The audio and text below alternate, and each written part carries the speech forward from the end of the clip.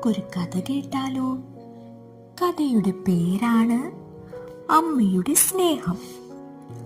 ഒരിടത്തൊരു കാട്ടിൽ ഒരമ്മ മാനും ഒരു കുഞ്ഞു മാനും ഉണ്ടായിരുന്നു.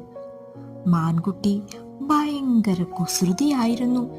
അവൻ ഒറ്റയ്ക്ക് ആ കാട്ടിലൂടെ ഓടിച്ചാടി നടക്കും.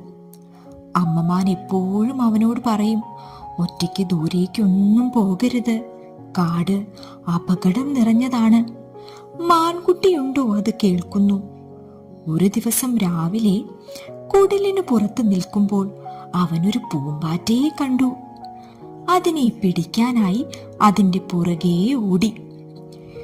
കുറേ ഓടിയിട്ടും പൂമ്പാറ്റയെ കിട്ടിയില്ല.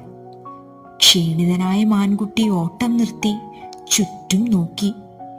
ഇരുണ്ടതും നിശബ്ദവുമായ കാട് കണ്ട് അവന് പേടി തോന്നി. അവൻ ഉറക്കെ വിളിച്ചു.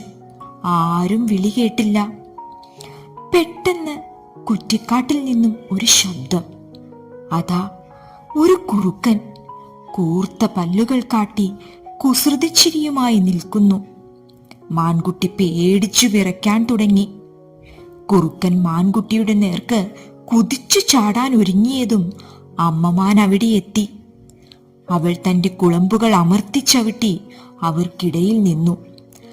അമ്മമാനിന്റെ ധൈര്യം കണ്ടപ്പോൾ കുറുക്കൻ അവിടെ നിന്നും വേഗം സ്ഥലം വിട്ടു.